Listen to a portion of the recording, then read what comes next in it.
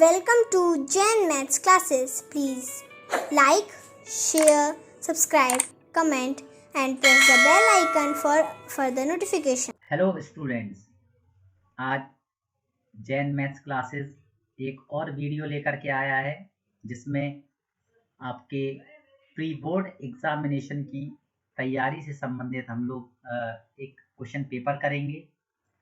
इस question paper में जो आपके जनरल इंस्ट्रक्शंस जो सीबीएसई की तरफ से आए हुए हैं वो इस तरह से हैं कि इस क्वेश्चन पेपर में 14 क्वेश्चंस होंगे जो कि 3 सेक्शंस में डिवाइड होगा, A, B and C. Section A में 6 क्वेश्चंस होंगे जो कि 2-2 नंबर के रहेंगे। सेक्शन बी में 4 क्वेश्चंस होंगे जो 3 मार्क्स के रहेंगे। सेक्शन सी में 4 क्वेश्चंस होंगे जो 4 मार्क्स के रहेंगे। ठीक है, और इंटरनल चॉइस आपको क्वेश्चंस में प्रोवाइड करा रखी है। तो जैसे सेक्शन ए में आप देखेंगे 2 क्वेश्चंस में इंटरनल चॉइस दी गई है। सेक्शन बी में 1 क्वेश्चन में इंटरनल चॉइस दी गई है और सेक्शन सी में आपको क्या दिया हुआ है, जो है 1 क्वेश्चन में इंटरनल चॉइस दी गई है और इसमें 2 क्वेश्चंस जो होंगे वो केस स्टडी बेस्ड हैं। तो ये जो sample question paper mathematics basic का है, हम लोग उसको आज सॉल्व करने की कोशिश करते हैं और सॉल्व करते हैं। तो आइए चलिए देखते हैं। तो सबसे पहले जो आपका सेक्शन ए है, उस सेक्शन ए में जो कौन कौन से प्रश्न रहेंगे वो हम देखते हैं। तो सबसे पहले आप देखिए, आपको पहला क्वेश्चन दे रखा है कि जो arithmetic mean of the following frequency distribution is 25। तो आपको जो एक फ्रीक्वेंसी डिस्ट्रीब्यूशन टेबल दे रखी है, इस फ्रीक्वेंसी डिस्ट्रीब्यूशन टेबल में आप लोगों को पी की वैल्यू पता करनी है। तो आप यहाँ देख रहे हैं क्लास इंटरवल दे रखा है 0 to 10, 10 to 20, 20 to 30, 30 to 40, 40 to 50। Frequency दे रखा है 5, 18, 15, पी एंड 6। इसके साथ आपको क्या दे रखा है, मीन दे रखा है 25 दे रखा है। ठीक है, तो अब एक एक करके देखिए। जब भी हमें मीन निकालना होता है तो मीन के टेबल बनाते वक्त किस चीज का ध्यान रखना होता है, पहले क्लास इंटरवल लिखते हैं, फिर फ्रीक्वेंसी एफ आई लिखते हैं, उसके बाद हम लोग एक्स आई पता करते हैं। एक्स आई पता करने के लिए जो लोअर लिमिट और अपर लिमिट है, इन दोनों लिमिट्स को आपको ऐड कर लेना है और ऐड करने के बाद क्या करोगे, 2 से डिवाइड करना है। तो यहाँ पर हम लोग इसकी कोशिश करेंगे। आप देख रहे हैं 0 to 10, 0 और 10 को ऐड करोगे 10, 10 डिवाइडेड बाय 2 इट इज 5। इसके बाद 10 plus 20 30, 30 upon 2 it is 15। 20 plus 30 50, 50 upon 2 25 हो जाएगा। और 40 प्लस 30 70, 35 हो जाएगा। इसी के साथ 40 से 50 90, 90 अपॉन 2 45 हो जाएगा। अब आप इनको मल्टीप्लाई, क्योंकि नेक्स्ट इसमें एफ आई इंटू एक्स आई पता करना होता है, तो एफ आई इंटू एक्स आई पता करेंगे। 5 5 25 हो जाएगा। 15 इंटू 18 करेंगे, 18 5 90, कैरी 9, 18 1 18 9 27, तो 270 हो गया।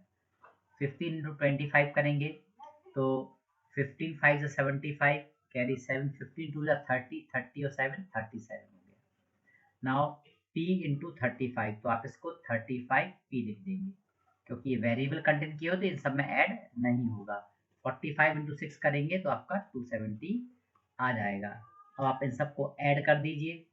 तो सबसे पहले जो वेरिएबल वाला पार्ट है उसको अलग लिख दीजिए। तो आपके पास आएगा 35p प्लस, इन सबको ऐड करने पर 0, 7 2 9 7, 3 21, 22 23 और 1 24, कैरी 2, 2 और 2 4 और 3 7 और 2 9। तो अब आप इस क्वेश्चन में जो है मीन का फॉर्मूला अप्लाई कर दीजिए। मीन इक्वल्स टू होता है आपका sigma F I X I upon N. N की वैल्यू आप इन सबको टोटल करेंगे, इसमें भी एक वेरिएबल पी है तो p प्लस इन सबको ऐड कर देंगे आप, तो 20 प्लस 24 इट इज 44 हो जाएगा। ठीक है, तो अब आप मीन का वैल्यू हमको दे रखा है, आपको इस क्वेश्चन में 25 दे रखा है मीन की वैल्यू, तो मीन की जगह 25 रख देंगे। सिग्मा एफ आई एक्स आई आपको दे रखा है 35p plus 940 divided by p plus 44। तो इसको क्रॉस मल्टीप्लाई करेंगे। अब आप इस क्वेश्चन को आगे सॉल्व कर सकते हैं। तो 25p plus 25 for the 100 and 110 is equals to 35p plus 940। p को इधर ले जाइए और 940 को इधर ले आइए। 1100 minus 940 equals to 35p minus 25p। What we get 0, 10 में से 4 गया 6 और 10 में से 9 गया 1 इज इक्वल्स टू 10p। तो p की वैल्यू आप फाइंड आउट करेंगे तो 160 अपॉन 10 दैट इज 16। तो p की वैल्यू कितना आ जाएगा हमारा 16 आ जाएगा। अब हम नेक्स्ट क्वेश्चन की तरफ देखते हैं। नेक्स्ट क्वेश्चन जो है वो हमारा क्या है, इस तरह का है। A vessel in the form of a hollow hemisphere, एक हॉलो हेमिस्फीयर है और उसके ऊपर एक हॉलो सिलेंडर लगा हुआ है। आपके सामने एक हॉलो सिलेंडर इसके ऊपर लगा हुआ है। The diameter of the hemisphere is 14। जब भी आप फिगर बनाएंगे बेटा तो फिगर के ऊपर हमेशा रेडियस लिखना है। तो यहाँ पर डायमीटर 14 है तो रेडियस कितना हो जाएगा 7 हो जाएगा। और total height of the vessel is 13। तो यहाँ से लेकर यहाँ तक 13 दे रखा है। तो आप यहाँ देख रहे हैं कि ये जो आपका सॉलिड है वो दो फिगर का कॉम्बिनेशन है और हमें इसका इनर सरफेस एरिया निकालना है। हॉलो है तो आप क्या करेंगे, इसका इनर सरफेस एरिया निकालने के लिए हम जो इनर सरफेस एरिया होगा उसमें क्या करेंगे, देखिए आपके पास एक तो इनर सरफेस इसका दिखाई देगा सिलेंडर का कर्व सरफेस एरिया, एक दिखाई देगा आपका हेमिस्फीयर का। तो आप दोनों के कर्व सरफेस एरिया को ऐड कर देंगे। तो CSA ऑफ सिलेंडर लगाएंगे आप प्लस CSA ऑफ हेमिस्फीयर। तो ये दो चीज आप निकालेंगे। CSA ऑफ सिलेंडर क्या होगा आपका 2πRH होगा plus curve surface area of hemisphere it is 2πr square और 2πr कॉमन ले लेंगे आप, h प्लस r आ जाएगा। यहाँ वैल्यू पुट कर दीजिए। तो अब सबसे पहले में h की वैल्यू कैलकुलेट करनी है। तो आप देख रहे हैं यहाँ से लेकर यहाँ तक 13 है, यहाँ से लेकर यहाँ तक की रेडियस 7 है। तो इसका जो h होगा वह कितना हो जाएगा 13 माइनस 7 दैट इज 6। तो आप यहाँ पर वैल्यू पुट कर दिए 2 इंटू 22/7, रेडियस इज 7, h की वैल्यू जो है वो हमें 6 दे रखी है, r की वैल्यू 7। 7 से 7 कट जाएगा, 44 इंटू 13 सेंटीमीटर स्क्वायर। तो 13 4 जा 52 कैरी 5, 13 4 जा 52, 52 and 5 57, 572 centimetre square is the inner surface area of this vessel. तो आई होप ये आपको क्लियर हो गया होगा। अब आपको क्या करना है, रूट निकालने हैं इस क्वाड्रेटिक इक्वेशन के। तो किसी भी क्वाड्रेटिक इक्वेशन के रूट्स हम दो प्रकार से निकाल सकते हैं। एक फैक्टर मेथड से निकाला जा सकता है और दूसरा है वो है क्वाड्रेटिक फॉर्मूला। तो मैं दोनों मेथड से आपको निकाल करके दिखा रहा हूँ साइड बाय साइड। तो सबसे पहले हम लोग इसके जो रूट्स हैं वो फैक्टर मेथड से निकालेंगे। 6 इंटू 2 करेंगे, 6 2 जा 12। तो आपको पता है कि किस प्रकार से इनको सॉल्व करते हैं। 3 टर्म दिए हैं, फर्स्ट और थर्ड टर्म। देखिए क्या स्टेप हम लोग फॉलो करते हैं, फर्स्ट और थर्ड टर्म को मल्टीप्लाई करोगे, जो भी रिजल्ट आएगा फैक्टराइज द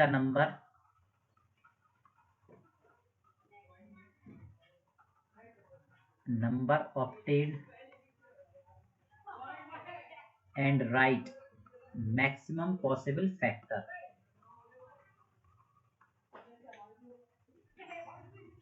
तो आप मैक्सिमम पॉसिबल फैक्टर लिखेंगे इसके एंड फिर then sign of third term देखना है, ठीक है।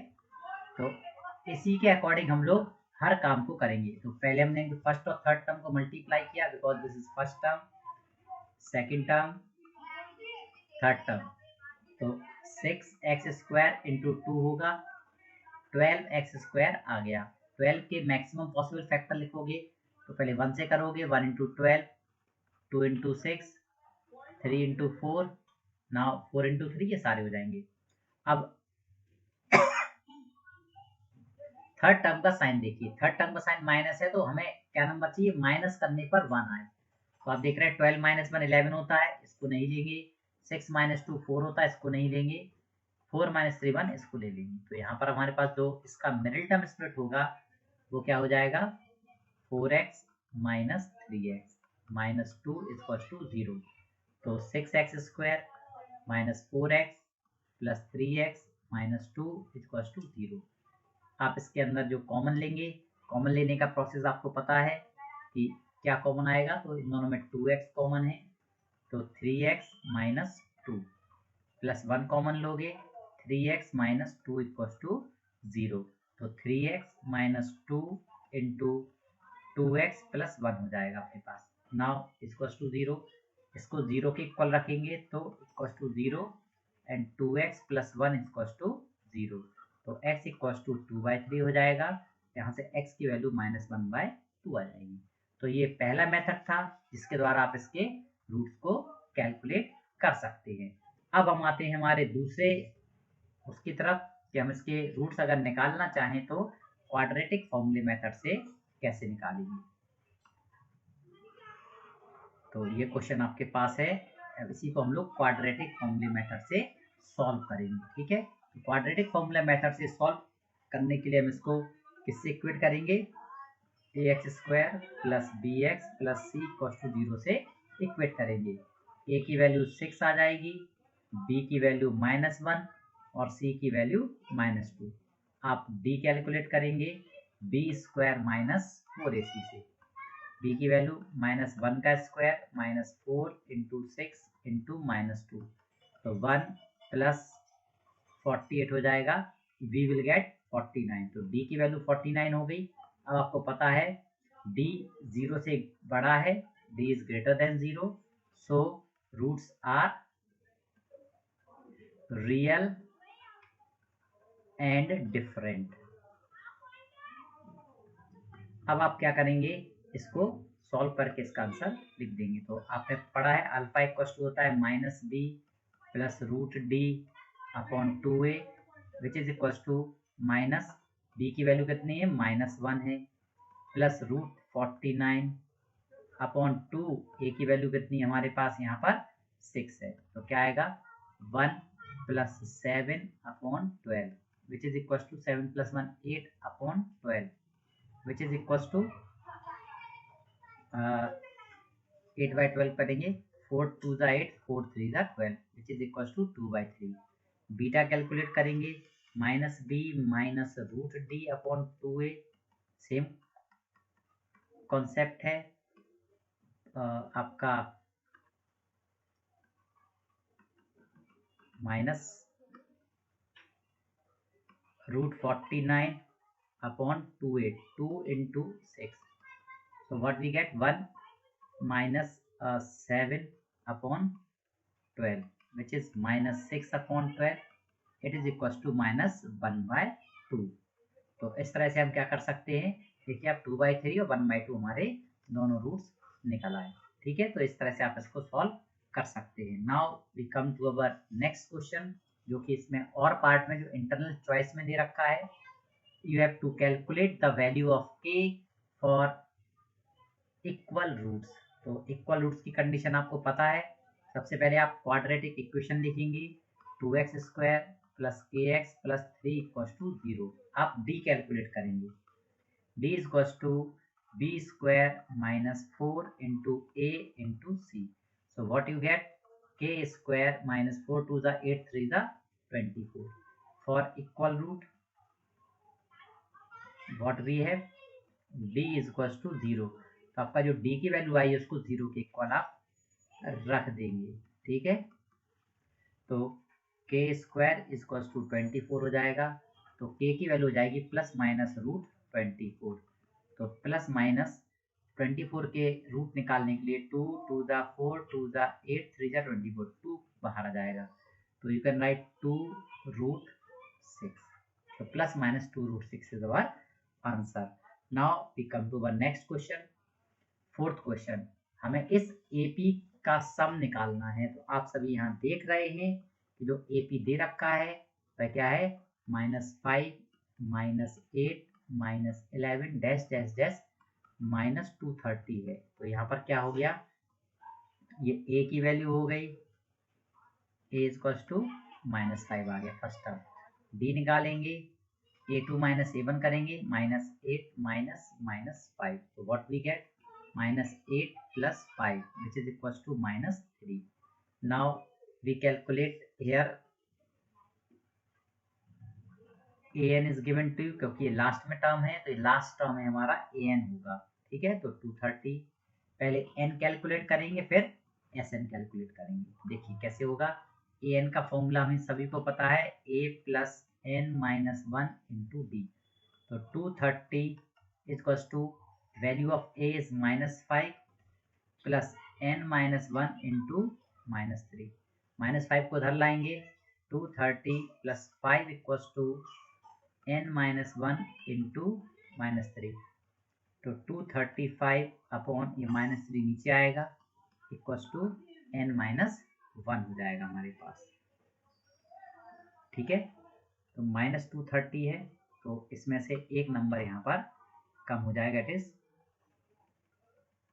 225 होगा, ठीक है। तो और ये माइनस का, तो माइनस से माइनस कैंसिल हो जाएगा, 3 7 या 21, 3 5 या 15। तो n की जो वैल्यू होगी वो कितनी हो जाएगी हमारे पास, 75 + 1 दैट इज 76। मतलब यहाँ पर टोटल टर्म्स कितने हैं, 76 हैं।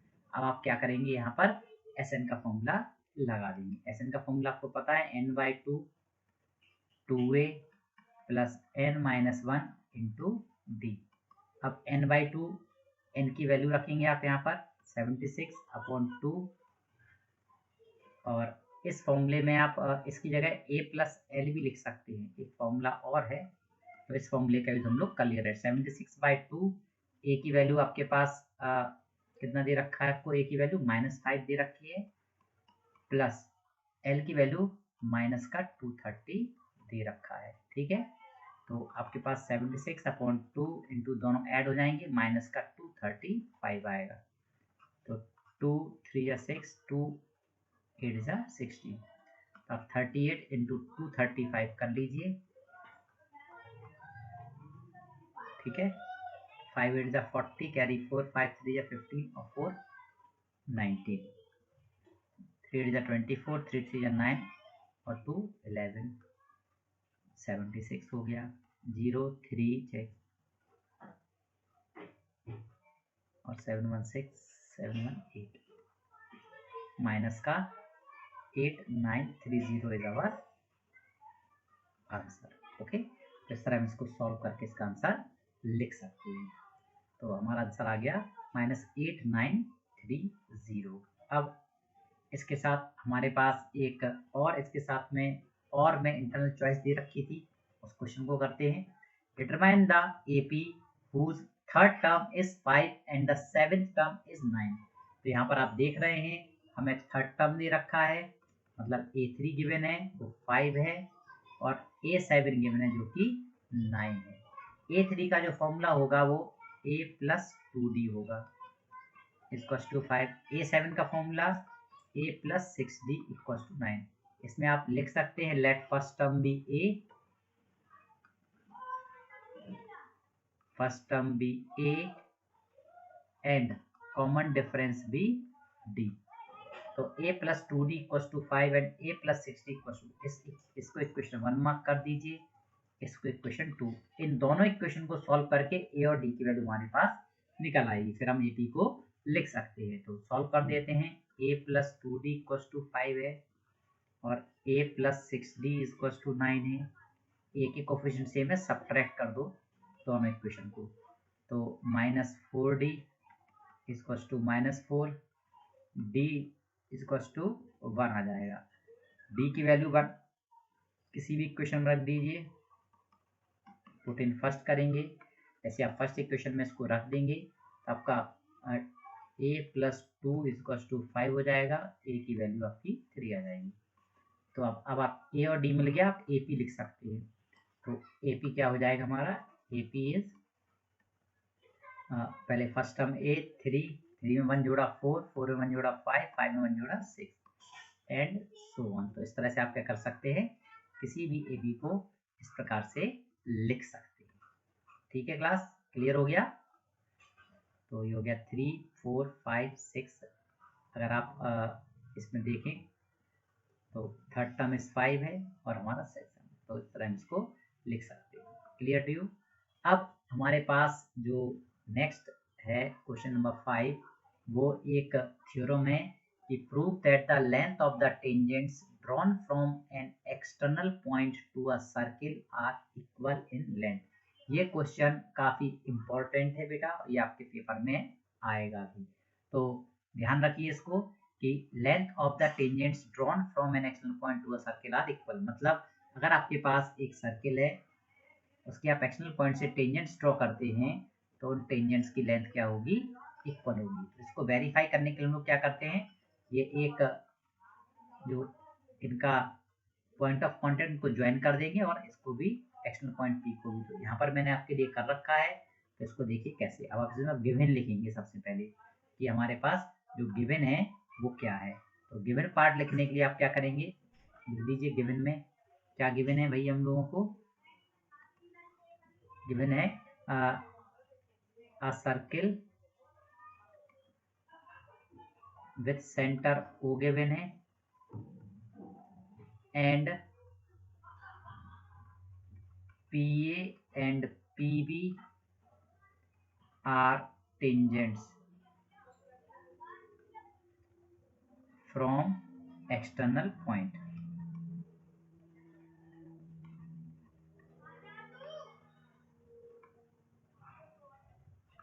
External point P to prove करना है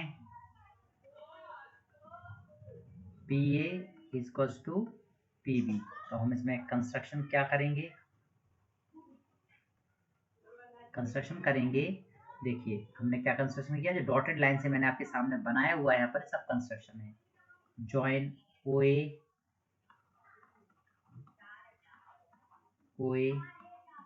OB एंड OP रिस्पेक्टिवली।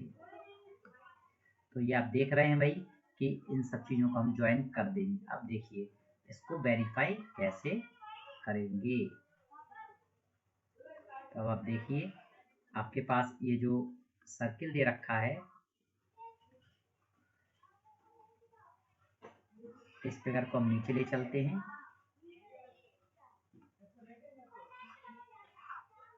और इसको फिर वेरीफाई कर देते हैं। ये कैसे वेरीफाई होगा आप देख लीजिए, खुद आपके सामने मैं इसको वेरीफाई कर रहा हूँ।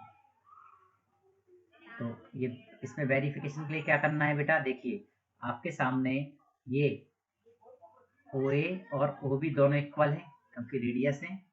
ये एंगल 90 के हैं because radius is perpendicular to tangent, तो ये 90 का एंगल हो गया। और ये कॉमन RHS से ये वाला ट्राइंगल इस वाले ट्राइंगल के कॉन्ग्रुएंट हो जाएगा। ठीक है, तो बस यही काम करना है। हम क्या लिखेंगे, in triangle PAO and triangle PBO, PAO और PBO में क्या है हमारे पास, angle A equals to angle B, cause लिख दोगे, radius is perpendicular to tangent.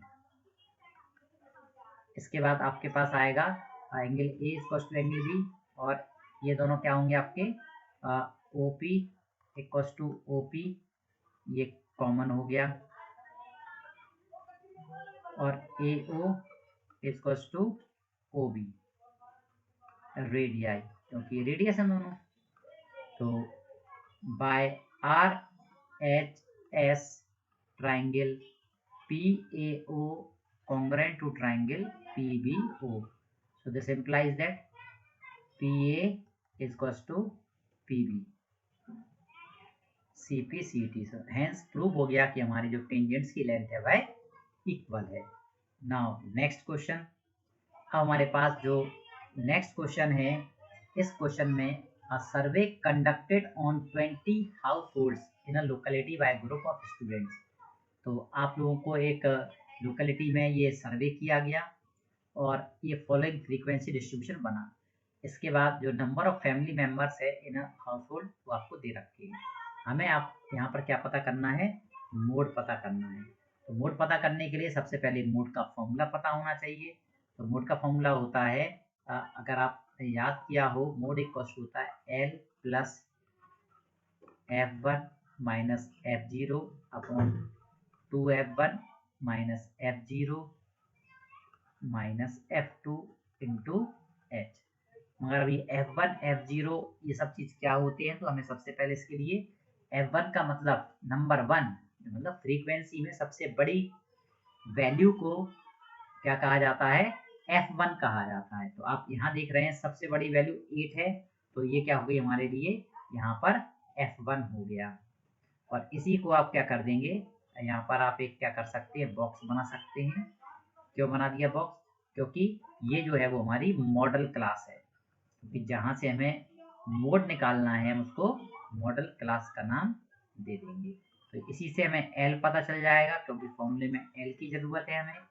तो एल हो गया, ये F1 हो गया, इसके ऊपर जो होगा वो F0 होगा, नीचे वाला F2 होगा, और h की वैल्यू जो होती है वो क्लास इंटरवल का डिफरेंस होता है। तो आपके पास यहाँ पर आप F0, F1, F2, L और h की जो वैल्यू है वो कितनी हो जाएगी हमारे पास, 5 माइनस 3 दैट इज 2 हो जाएगी। तो अब आप यहाँ पर इन सब वैल्यूज को पुट कर दीजिए, आपका मोड कैलकुलेट हो जाएगा। तो L की वैल्यू कितनी 3 है, प्लस F1 की वैल्यू 8 है, F0 की वैल्यू 7 है, 2 इंटू 8 होगा, माइनस F0 की वैल्यू 7 माइनस 2 इंटू 2 हो गया। तो आप देख रहे हैं 3 प्लस 1 अपॉन इसमें 16 माइनस 9 इंटू 2, तो आपके पास 3 प्लस 2 बाय 7 हो जाएगा।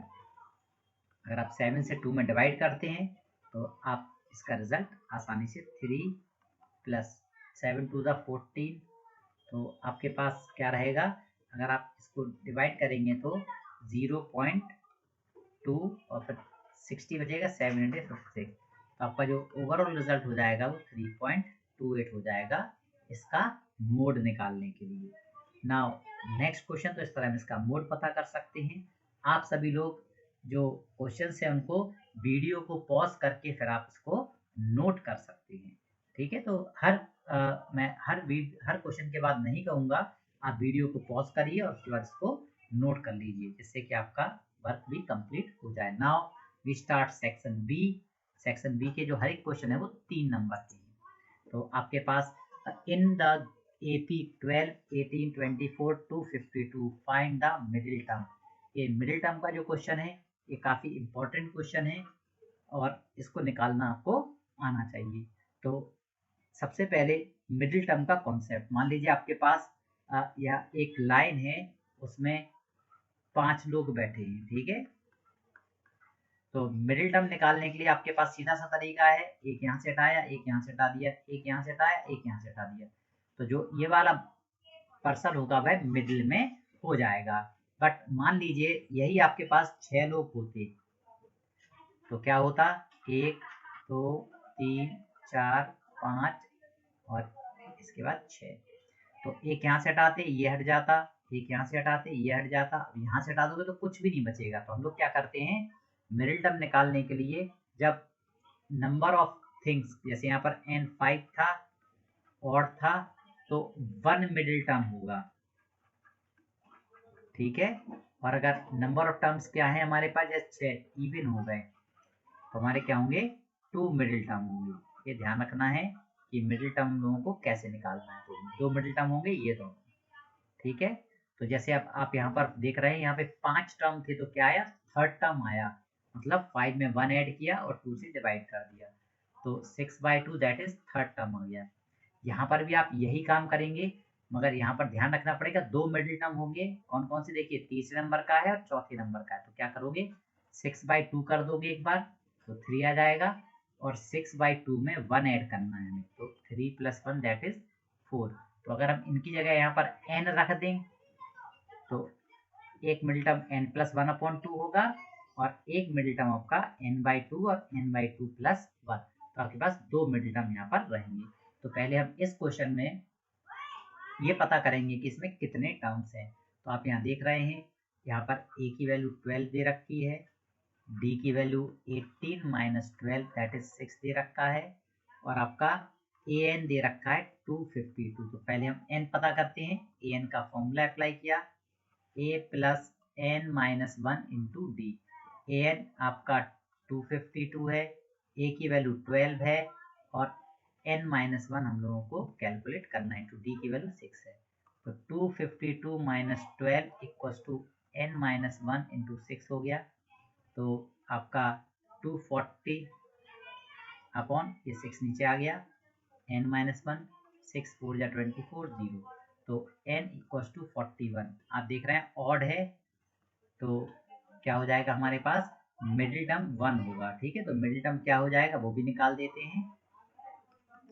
41 में 1 प्लस करके 2 से डिवाइड कर देना है, तो 42/2 दैट इज 21st टर्म निकालना है। तो ठीक है, तो A21 का हम फॉर्मूला यहाँ पर अप्लाई कर देंगे।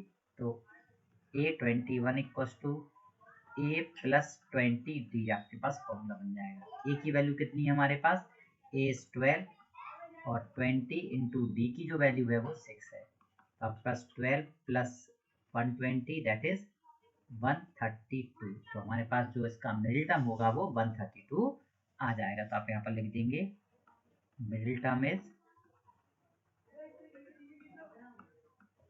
132। ठीक है, तो इस तरह हम इनको सॉल्व कर सकते हैं। अब आपके पास एक क्वेश्चन है, from a point on a bridge across a river the angle of depression of the banks on the opposite sides of the river 30 and 45 degree। उन्होंने बोला है कि एक नदी बह रही है, मैंने आपके लिए एक फिगर बनाया हुआ है, देखिए इसको अच्छी तरह से। ये आपकी नदी बह रही है, इधर से ऐसे जा रही है, एक नदी के दोनों किनारे हैं, एक किनारा ये है, एक किनारा ये है, और यहाँ पर एक पुल बनाया गया है, ठीक है, पार करने के लिए। तो इस पुल के किसी भी पॉइंट से उन्होंने बोला है कि जो एंगल ऑफ डिप्रेशन है वो कितने कितने आ रहे हैं हमारे पास। यहाँ पर आपको दिख रहे होंगे, एक 30 डिग्री है और एक 45 डिग्री है। जब हम पैरेलल लाइन बनाएंगे तो ये नीचे शिफ्ट हो जाएंगे। तो ये 30 हो गया, ये 45। इसकी जो ऊंचाई है ब्रिज की वो 3 मीटर दे रखी है। तो हम लोगों से कहा गया है इसकी क्या आपका हैंड आउट करना है हम लोगों को, इस नदी की जो विड्थ है वो पता करिए। ठीक है, तो इस क्वेश्चन को करने के लिए हम लोग केवल इस फिगर को बनाएंगे। तो मैंने आपके देखने के लिए बना दिया है केवल, देखिए हम लोग इसमें फिगर कैसे ड्रॉ करेंगे। तो हमें केवल इस पार्ट की ज़रूरत है और इस पार्ट को मैंने आपके लिए बना दिया है। इस प्रकार से आपका जो फिगर होगा वो इस प्रकार से दिखाई देगा। और आपको ये नदी की जो है वो क्या कहना, विड्थ पता करना है। तो हमने इसको x मान लिया, इसको y मान लिया। अब आप क्या करेंगे, देखो बेटा, इसमें ट्रिग्नोमेट्रिक रेशियोज यूज करेंगे। आप देख रहे हैं परपेंडिकुलर और बेस दे रखा है, तो यहाँ पर पहले इन ट्राइंगल ABC आप tan 60 डिग्री इक्वल्स टू क्या हो जाएगा हमारे पास 3/x हो जाएगा। तो √3 इक्वल्स टू 3/x हो जाएगा। तो x इक्वल्स टू 3/√3 और ये √3 टाइम्स कट जाएगा, तो x की वैल्यू √3 आ गई। अब आप यहाँ पर in triangle ACD tan 45 degree equals to AC/CD आ गया। तो 1 इक्वल्स tan 45 डिग्री की वैल्यू 1 होती है, AC की वैल्यू 3 है और CD की वैल्यू हमारे पास y है। तो y इक्वल्स टू 3 आ गया। तो आप देख रहे हैं x और y की वैल्यू आ गई है, तो हम इसकी क्या कर सकते हैं, विड्थ को पता कर सकते हैं। तो विड्थ कितना हो जाएगा, आप यहाँ पर अगर देखें, विड्थ हो जाएगा x plus y that is √3 plus 3, और आप यहाँ पर इसको मीटर लिख देंगे, ये हमारा आंसर हो जाएगा। तो इस तरह हम इसकी वैल्यू को कैलकुलेट कर सकते हैं। अब इसी क्वेश्चन में आपको एक इंटरनल चॉइस दी गई थी, उस क्वेश्चन को भी देख लेते हैं। From the top of a 7 metre high building, एक आपके पास बिल्डिंग है, उस बिल्डिंग के टॉप से, मान लो हम यहाँ खड़े होकर इस बिल्डिंग के ऊपर खड़े होकर के एक टावर को देख रहे हैं।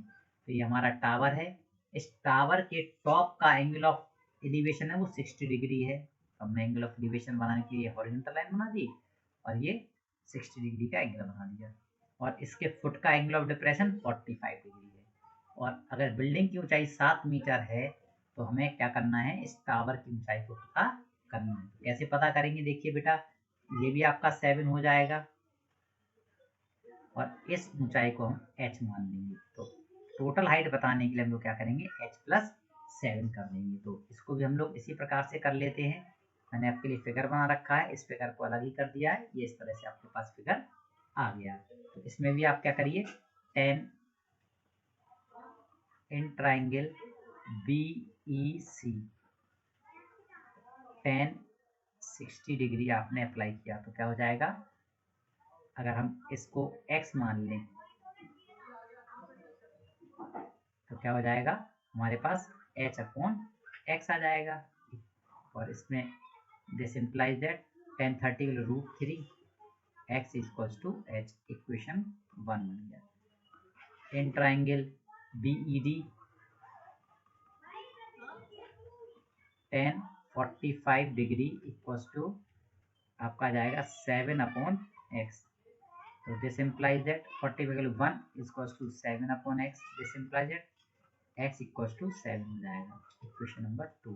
इसमें रख दो फर्स्ट वाले में, तो आपका क्या आ जाएगा, आप देखेंगे √3 इंटू 7 इक्वल्स टू h। तो h की वैल्यू आ जाएगी 7√3।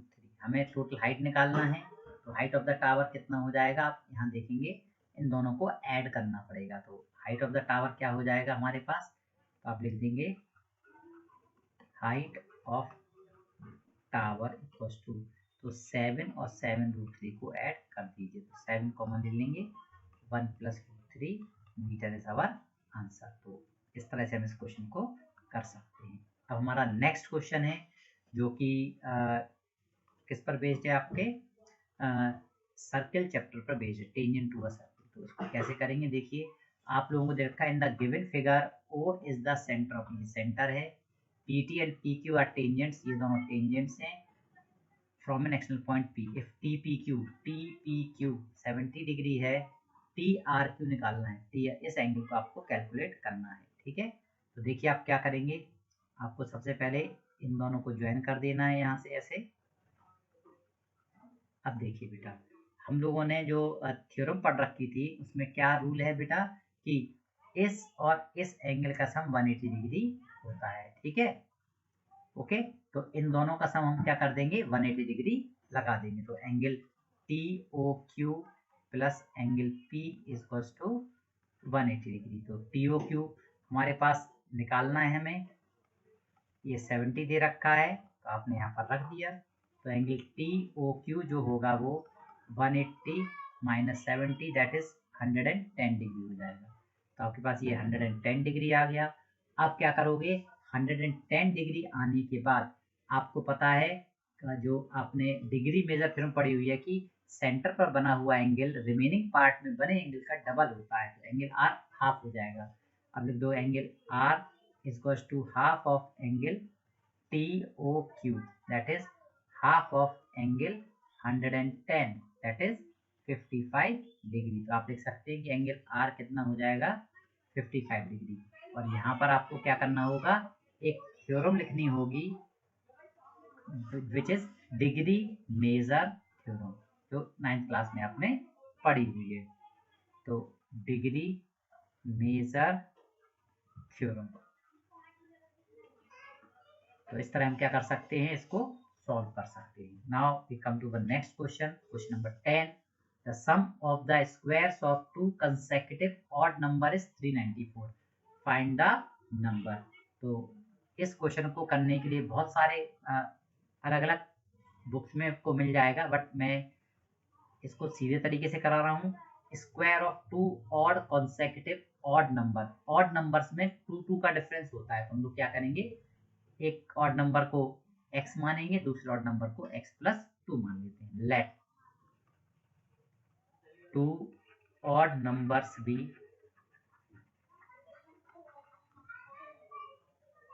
x and x+2 according to question बोला है x का स्क्वायर प्लस x+2 का स्क्वायर इक्वल्स टू 394। अब आप इसको सॉल्व करेंगे, x² plus x² plus 4x plus 4 minus 394 equals to 0। 2x² plus 4x minus 390 is equals to 0। तो x square plus 2x minus 195 is equals to 0। 195 के factor करने हैं minus करने पर 2 आए, तो अगर आप 195 के फैक्टर 1 इंटू 195 कर सकते हैं। अब 3 से कर दीजिए 65 हो जाएगा, और 5 से कर दीजिए 5 5 3 15, 5 9 का 45 हो जाएगा। अब इसके बाद अगर आप इसमें देखें तो ये 13 से करेंगे तो आपका ये 15 आएगा, ठीक है। तो आपका ये वाला फैक्टर यहाँ पर ले लेंगे, तो x square plus 15x minus 13x minus 195 equals to 0। तो x कॉमन लेंगे, x प्लस 15 माइनस 13 कॉमन लेंगे, x प्लस 15 इक्वल्स टू 0, ठीक है। तो x plus 15 and x minus 13 equals to 0। तो आपके पास दो रिजल्ट आ जाएंगे, x equals to minus 15 and x equals to 13। तो आपके जो दो नंबर्स हो जाएंगे, तो when x equals to minus 15 है तो सेकंड नंबर x प्लस 2 कितना हो जाएगा, minus 15 plus 2 that is minus 13। तो या तो नंबर माइनस 15 और माइनस 13 होंगे, या आपके पास क्या होगा, जब x 13 है, x 13 है तो x प्लस 2 कितना हो जाएगा आपका 13 प्लस 2 दैट इज 15। तो अगर नेगेटिव नंबर ले रहे हो तो आपका क्या रहेगा, माइनस 15 और माइनस 13 लेना पड़ेगा, ठीक है। और अगर पॉजिटिव नंबर ले रहे हो तो 13 और 15, क्योंकि यहाँ पर इस क्वेश्चन में हमसे क्या कहा गया है, the sum of the squares of 2 consecutive odd numbers बोलेगी, ठीक है। पॉजिटिव नेगेटिव के बारे में बात नहीं की गई है, तो इसलिए हम लोग दोनों आंसर लिख सकते हैं, बट जनरली हम पॉजिटिव आंसर ही लिखते हैं। तो अब नेक्स्ट क्वेश्चन हमारे पास है सेक्शन सी में। सेक्शन सी का हर एक क्वेश्चन 4 मार्क्स का है। तो सबसे पहले हमारे पास इस क्वेश्चन में जो है, इस क्वेश्चन को करने के लिए हम लोगों को एक सर्कल ड्रॉ करना है 6 सेंटीमीटर रेडियस का, और एक पॉइंट लेना है 10 सेंटीमीटर दूर उससे, और उसकी वहां से पेयर ऑफ टेंजेंट्स ड्रॉ करने हैं। तो मैं आपको स्टूडेंट्स, ये देखिए हमने क्या किया, एक 6 सेंटीमीटर का रेडियस मेजर करके कंपास की मदद से एक सर्कल बनाया, ठीक है। उसको सेंटर को ओ नाम दे दिया, और इस ओ से 10 सेंटीमीटर दूर एक पॉइंट लेकर के यहाँ से इसकी एक लाइन खींच दी। लाइन खींचने के बाद इस पॉइंट को पी नाम दे दिया, और इस ओपी लाइन का मोर देन हाफ लेकर के जो है परपेंडिकुलर बाइसेक्टर ड्रॉ कर दिया। देखिए यहाँ पर परपेंडिकुलर बाइसेक्टर ड्रॉ कर दिया गया, पहले ओ पे रख कर किया, फिर पी, और फिर परपेंडिकुलर बाइसेक्टर बनाने के बाद जो हमें बीच में जहाँ पर इसने कट किया वहां से ओ जो है ना रेडियस लेकर के, चाहे जहाँ पर हमने रखा हुआ है वहां से रेडियस लेकर के आप एक सर्कल ड्रॉ करेंगे, तो क्या होगा आपका ये जो सर्कल होगा, जो प्रीवियस सर्कल को 2 पॉइंट पर काटेगा। इन 2 पॉइंट्स को आप क्या कर देंगे, ज्वाइन कर देंगे, और इस तरह से आपका क्या हो जाएगा, जो है वह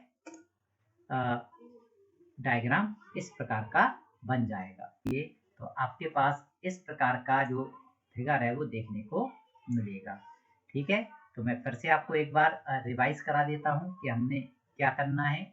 आपको पहले सर्कल बना लेना है। सर्कल बनाने के बाद आपके पास क्या चीज आएगी, ये जो ओ पॉइंट आ जाएगा सेंटर ऑफ द सर्कल, ओ से पी तक 10 सेंटीमीटर डिस्टेंस लेनी है हम लोगों को, क्योंकि 10 सेंटीमीटर दूर पॉइंट लेना था। तो इस तरह से आप इसको क्या कर सकते हैं, जो 10 सेंटीमीटर दूर यहाँ से पॉइंट ले लिया हमने, और फिर इस ओपी का परपेंडिकुलर बाइसेक्टर बनाया। बाइसेक्टर बनाने के बाद ये जो बाइसेक्टर इस जो लाइन ओपी है उसको सी पॉइंट पे कट करेगा। सीपी और सीओ रेडियस लेकर के आपको एक सर्कल घुमा देना है, ठीक है। यहाँ पर सर्कल कट करेगा, एक पॉइंट को ए, एक पॉइंट को बी, तो पीए और पीबी को आप क्या करेंगे, यहाँ पर देख लीजिए, और फिर पी से ए और पी से बी तक की जो मेजरमेंट है उसको आप मेजर कर लीजिए, तो क्या रहेगा, आपका जो है रिजल्ट आ जाएगा। तो यदि आप इसमें देखेंगे तो इनकी लेंथ जो आएगी वो 8 सेंटीमीटर आएगी। तो आप पीए और पीबी की लेंथ को 8 सेंटीमीटर लिख सकते हैं। इस क्वेश्चन में भी आपको चॉइस दी गई है। देखिए दूसरा क्वेश्चन जो है वो इस प्रकार का है, ठीक है। आपके पास ये एक लाइन सेगमेंट बनाना है ए बी, जिसकी लेंथ 8 सेंटीमीटर है, तो आप एक ए बी 8 सेंटीमीटर की लाइन बनाएंगे। ए को सेंटर लेकर के आपको एक सर्किल ड्रॉ करना है 4 सेंटीमीटर रेडियस का, और बी सेंटर लेकर के एक दूसरा सर्किल ड्रॉ करना है 3 सेंटीमीटर रेडियस का। फिर इस ए पॉइंट से इसकी टेंजेंट खींचनी है और बी पॉइंट से इसकी टेंजेंट खींचनी है। तो इसकी इन दोनों की टेंजेंट खींचने के लिए हम लोग क्या करेंगे, फिर से वही ए बी का परपेंडिकुलर बाइसेक्टर बनाएंगे, और इस पॉइंट को आप हमेशा सी नाम दे दिया करेंगे। तो इस पॉइंट से सी पॉइंट से आप क्या करेंगे, चाहे सी बी रेडियस ले लो चाहे सी ए रेडियस, सर्किल घुमा दोगे तो आपका ये इस प्रकार से सर्किल 2 पॉइंट पर कट करेगा, दोनों सर्किल को अलग अलग। तो पी क्यू आर एस, तो ए से आर और एस को मिला दोगे तो इस सर्किल की टेंजेंट बन जाएंगी, और बी से पी और क्यू को मिला दोगे तो इस सर्किल की टेंजेंट आपके सामने बन जाएंगी। चलिए अब इसको हम बनाना देख लेते हैं। सबसे पहले हमने क्या किया, 8 सेंटीमीटर की लाइन खींची, इसके बाद दोनों पार्ट पर एक जगह ए लिख दिया, एक जगह बी लिख दिया। अब ए पॉइंट से 4 सेंटीमीटर का एक हम देखिए 4 सेंटीमीटर मेजर किया, और ए पॉइंट पे रख करके एक यहाँ पर सर्कल घुमा देंगे 4 सेंटीमीटर रेडियस का। इसके बाद बी पॉइंट पर एक 3 सेंटीमीटर रेडियस का एक सर्किल यहाँ पर बना देंगे। अब इसके बाद ए बी लाइन का परपेंडिकुलर बाइसेक्टर हम लोगों को बनाना है। मोर देन हाफ लेंगे ए बी का, चाहे ए पे रख के बनाओ चाहे बी पर। तो ए और बी दोनों जगह पे रख करके हमें एक ऊपर आर्क, एक नीचे आर्क, एक ए पे रख करके एक ऊपर आर्क और एक नीचे आर्क। इसके बाद हम इसको ज्वाइन कर देंगे, तो ये परपेंडिकुलर बाइसेक्टर बन जाएगा। उस पॉइंट को हम सी नाम दे देंगे। इस सी पॉइंट से चाहे सी ए रेडियस नाप लो चाहे सी बी रेडियस नाप लो, तो आप क्या सर्किल घुमा देंगे, तो ये सर्किल आपका बाकी दो सर्किल को इंटरसेक्ट करेगा। तो इन पॉइंट पर हम एक पे पी एक पे क्यू, और इनको फिर ए से ज्वाइन कर देंगे और बी से ज्वाइन कर देंगे अलग अलग, तो दोनों सर्किल की टेंजेंट्स आपकी ड्रॉ हो जाएंगी। तो ये तरीका हम लोगों को यहाँ पर अप्लाई करना है। इस वीडियो को भी आप पॉज करके बार बार बना सकते हैं, अच्छी तरह से देख सकते हैं। तो अब हमारे पास ये इस प्रकार का फिगर दिखाई देगा जो कि आप लोगों को कंस्ट्रक्ट करना है। नाउ नेक्स्ट क्वेश्चन इज, अब आपके पास जो नेक्स्ट क्वेश्चन है, क्वेश्चन नंबर 12 है, the annual profit earn by 30 factories in an industrial area given below. तो आप देख रहे हैं यहाँ पर आपको मोर देन करके दे रखा है, यहाँ पर आपको क्लास इंटरवल नहीं दे रखा है। It is a cumulative frequency table. जब भी आपको कम्युलेटिव फ्रीक्वेंसी टेबल दे रखी हो तो हम किस प्रकार से इसकी मदद से फ्रीक्वेंसी टेबल बनाते हैं वो हम लोग देखते हैं। तो आप देख रहे हैं मोर देन और इक्वल टू 5, मतलब 5 से बड़ा ही नंबर हमें चाहिए। तो हमने क्या करेंगे, पहले इसमें इंटरवल देखेंगे 5, 10, 15, 20, 25, 30, 35, 40।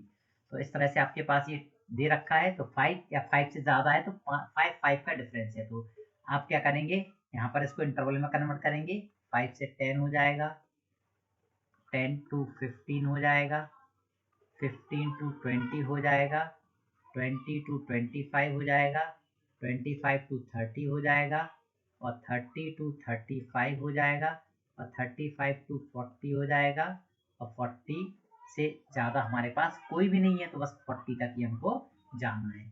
इसके बाद आपको क्या करना होगा, अगर हम इसकी जो फ्रीक्वेंसी टेबल बनाने की कोशिश करें, कम्युलेटिव फ्रीक्वेंसी हम लोगों को दे रखी है, तो इससे तो जब 5 से ज़्यादा 30 लोग हैं और 10 से ज़्यादा 28 है, तो 5 से 10 के बीच में क्या हो जाएगा, हम इसमें से इसको माइनस कर देंगे और यहाँ लिख देंगे, ठीक है।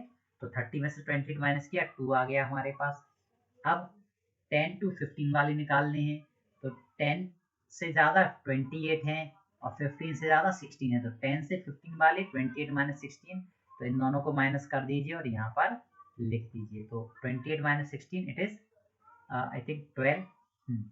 और ऐसी कंसेक्यूटिव माइनस 60 माइनस 14 2 आएगा, 14 माइनस 10 4 आएगा, और 10 माइनस 7 3 आएगा, 7 माइनस 3 4 आएगा, 3 माइनस 0 3 आएगा।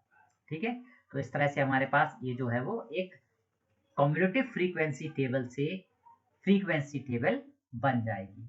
तो हम लोगों को सबसे पहले कम्यूटेटिव फ्रीक्वेंसी टेबल से फ्रीक्वेंसी टेबल को कंस्ट्रक्ट कर लेना है। तो आप देख रहे हैं यहाँ पर मैंने आपके लिए एक जो more than type commutative frequency table थी उसका यूज करके एक फ्रीक्वेंसी टेबल बना दी। अब ऑन द अदर हैंड अब हमें क्या करना है, मीडियन निकालना है। मीडियन निकालने के लिए हमारे पास क्या होना चाहिए, commutative frequency table less than type में होना चाहिए। तो हम इसको लेस देन टाइप में कन्वर्ट करेंगे जो हमने सीखा हुआ है।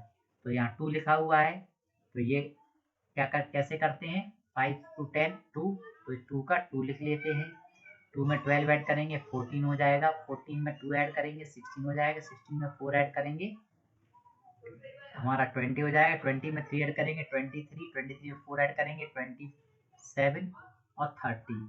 तो आप देखेंगे कि हमारे पास यहाँ पर ये जो वैल्यूज हैं ये सारी की सारी वैल्यूज आ चुकी हैं।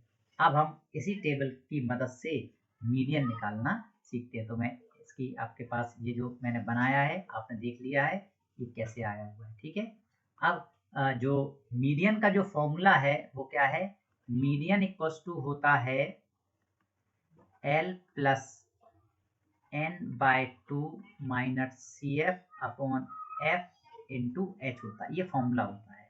तो इसमें L क्या है, n/2 क्या है, ये सब चीजें पता होनी चाहिए। सबसे पहले हम लोग n निकाल, तो n की वैल्यू 30 है, n/2 निकाला, तो यहाँ पर हमने n/2 किया, इट इज 30/2 दैट इज 15। तो इस 15 की मदद से हम लोग ये सब चीजें निकाल सकते हैं। कैसे निकालेंगे, 15th टर्म कहाँ आ रहा है, तो आप देखेंगे कि 15 से पहला बड़ा नंबर जो CF में होगा उसी वही हमारी क्या, वही किसको रिप्रेजेंट, ये जो है ना इस वाले को ही हम लोग अपना मीडियन क्लास कह देंगे। तो ये क्या हो जाएगा, हमारा मीडियन क्लास हो जाएगा। तो यहीं से ये L हो गया, इसी की फ्रीक्वेंसी F कहलाती है और इसके ऊपर जो साइड होगा वो CF कहलाएगा। तो और H की वैल्यू आप पहले ही सीख चुके, H equals to this minus this. तो अब आप क्या करेंगे, यहाँ पर वैल्यूज को रख दीजिए। L की वैल्यू 15 है, n/2 भी 15 है, CF की वैल्यू 14 है, F की वैल्यू आपकी 2 है, H की वैल्यू 20 माइनस 15 दैट इज 5 है। तो आप यहाँ देख रहे हैं 15 plus 15 minus 14 1 into 5 5/2 that is 2.5। तो 15 प्लस 2.5 ये हमारा हो जाएगा 17.5। तो इस तरह हम क्या कर सकते हैं, इसको निकाल सकते हैं। तो ये हमारा मीडियन निकल आया 17.5। तो इसके बाद अब हमारे पास जो है वो दो केस स्टडी बेस्ड क्वेश्चन हैं इनका। तो केस स्टडी बेस्ड क्वेश्चन जो होते हैं उसमें आपको कुछ ना कुछ जो है गिवन होगा और उसी की मदद से आपको क्या करना होगा, क्वेश्चन को सॉल्व करना होगा। तो इन्होंने जो दिया हुआ है यहाँ पर कि एक बिल्डिंग में आग लग गई है और फायरमैन ट्राई कर रहे हैं enter the house from the window as the main door is locked. तो विंडो 6 मीटर ऊपर है, तो ये विंडो उन्होंने 6 मीटर अब बोला हुआ है above the ground and he placed the ladder, उन्होंने एक लैडर लगा दिया इसमें, आप देख रहे हैं लैडर भी लगाया हुआ है, ladder against wall such that it puts it at a distance 2.5। यहाँ से जो यहाँ तक की जो डिस्टेंस है ये 2.5 मीटर आपको दे रखी है। तो आप अगर आप इस चीज को कंस्ट्रक्ट करें तो आप देखेंगे कि यहाँ पर एक राइट एंगल ट्राइंगल जैसा कुछ हमारे पास बन रहा है। तो हम लोग क्या करेंगे, इस गिवन इंफॉर्मेशन के अकॉर्डिंग एक राइट एंगल ट्राइंगल अपने पास यहाँ पर बना लेंगे। तो जो राइट एंगल ट्राइंगल होगा तो उसमें क्या क्या चीजें हमारे पास है, तो जो जो उन्होंने बोला हुआ है उसको यहाँ पर लिखते रहे। मान लो ये आपका क्या है, बिल्डिंग का जो विंडो है, ठीक है, कितने मीटर ऊंचा है, ये 6 मीटर ऊंचा है और इसकी जो लैडर की जो लेंथ है वो 2.5 सेंटीमीटर दूरी पर ये इसका फुट है। इस लैडर की लेंथ को निकालना है। तो आप देख रहे हैं यहाँ पर हम पाइथागोरस थ्योरम लगा करके काफी आसानी से इसको निकाल सकते हैं। तो L square equals to H square, आप इसमें यहाँ पर क्या कर देंगे, एल स्क्वायर इक्वल्स टू ये इसका स्क्वायर 6 का स्क्वायर प्लस 2.5 का स्क्वायर कर देंगे, 36 प्लस आपका हो जाएगा 6.25, तो ये 42.25 एल स्क्वायर आ गया। 42.25 का अगर आप स्क्वायर रूट निकालेंगे तो आप कैसे निकाल सकते हैं, 6 6 36, 6 ऐड करेंगे 1 2 6.25, तो ये पॉइंट लगा दीजिए 5 टाइम्स आपका, तो ये 6 एल इक्वल्स टू 6.5 मीटर आपके पास आज की इतनी लेंथी सीढ़ी की हमें जरूरत पड़ेगी। ये फर्स्ट पार्ट का आंसर हो गया हमारा। अब इन्होंने फिर इस क्वेश्चन को थोड़ा सा और आगे बढ़ा दिया है। उन्होंने कहा है कि फिर से हमें एक राइट एंगल ट्राइंगल बना देना है, बस मेजरमेंट ही चेंज किया गया है, फिर से हमें पाइथागोरस थ्योरम इसके अंदर अप्लाई करना है।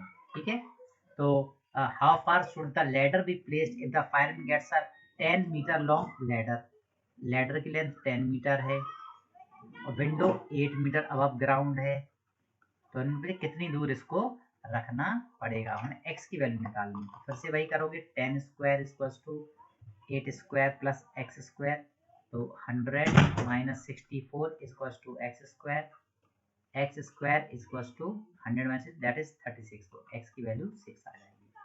तो कितनी मीटर दूरी पे रखना पड़ेगा, इसका आंसर 6 मीटर आ जाएगा, इसका आंसर 6.5 मीटर। ठीक है, एक और आपको क्वेश्चन दे रखा है 14 नंबर क्वेश्चन, जो कि आपका सरफेस एरिया और वॉल्यूम चैप्टर का है। तो इन्होंने बोला है कि in a clay modelling class in a school student made different shapes using clay, child made a caterpillar using 8 spherical clay ball. देखो तो आप इनको काउंट करेंगे 1 2 3 4 5 6 7 8 कैटरपिलर बनाया हुआ है, जिसका कितने 8 बॉल लगे हुए हैं इसमें, और हर एक की रेडियस 1.5 सेंटीमीटर है। और फिर इन सबको फिर से आपस में मिला दिया गया और फिर क्या बनाया गया, एक सिलेंडर बनाया गया। तो ये कॉन्सेप्ट जो है वो कन्वर्जन ऑफ सॉलिड का है, इन 8 स्फीयर को मिला करके एक सिलेंडर में कन्वर्ट कर दिया गया है। तो अब आप क्या करेंगे, इन 8 जो इनके वॉल्यूम निकालिए और इसके वॉल्यूम के इक्वल रख देंगे, तो आपके पास जो होगा इस सिलेंडर की हाइट कैलकुलेट हो जाएगी, क्योंकि यहाँ पर आपको क्या दे रखा है, सिलेंडर का जो रेडियस है वो 1 सेंटीमीटर दे रखा है। और तो ये आप इसको कैपिटल आर कह दीजिए और हमें इसकी कैपिटल एच हमको निकालनी है। ठीक है, और इस हर एक स्फीयर का जो रेडियस है वो कितना है, 1.5 सेंटीमीटर है। तो अब देखिए किस प्रकार से हम करेंगे। तो आपको पता है बेटा कि जो स्फीयर का रेडियस 1.5 दे रखा है, और एक बॉल का जो वॉल्यूम होगा वो वॉल्यूम ऑफ स्फीयर लगा दोगे 4/3 पाई आर क्यूब, तो 8 बॉल का वॉल्यूम इतना हो जाएगा। तो आप क्या करेंगे, और इस 8 बॉल के वॉल्यूम को आप अभी 32/3 पाई 1.5 का क्यूब हो जाएगा। ठीक है, अब सेकंड यहाँ पर करेंगे हम लोग कि जो वॉल्यूम ऑफ सिलेंडर निकालेंगे, तो वॉल्यूम ऑफ सिलेंडर कितना हो जाएगा हमारे पास, आप देख रहे हैं pi R square H, that is pi into 1 का स्क्वायर इंटू एच। अब ये कन्वर्जन ऑफ सॉलिड का क्वेश्चन है, तो दोनों वॉल्यूम इक्वल रख देंगे हम लोग। ठीक है, तो आप लिख दोगे since volume of cylinder equals to volume of 8 ball,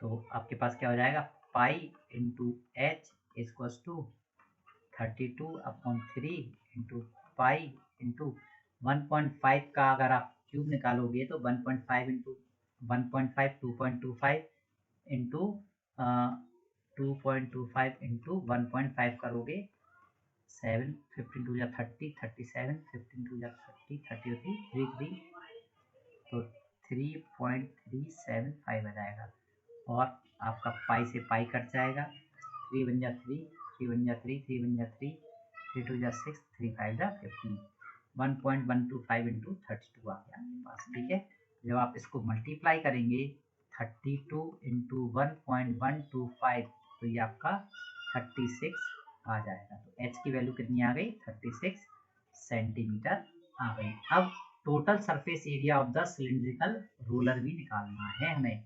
तो सेकंड पार्ट में क्या बोला गया है, टीएसए निकालना है। टीएसए का फॉर्मूला क्या होता है आपका, 2 पाई आर एच प्लस आर। तो 2 का 2 लिख दोगे, पाई की वैल्यू 3.14 लिख दोगे, आर की वैल्यू 1 है, 36 और ये आपका क्या रहेगा, प्लस 1। तो आप 6.28 इंटू 37, तो इसकी जो वैल्यू है वो आप यहाँ पर निकाल सकते हैं। तो 6.28 इंटू 37, 7 8 56, कैरी 5, 7 2 14, 14 और 5 19, कैरी 1, 7 3 42, 1 43, 3 8 24, 3 2 6, 6 और 2 8, 3 6 18 and 80, 6 3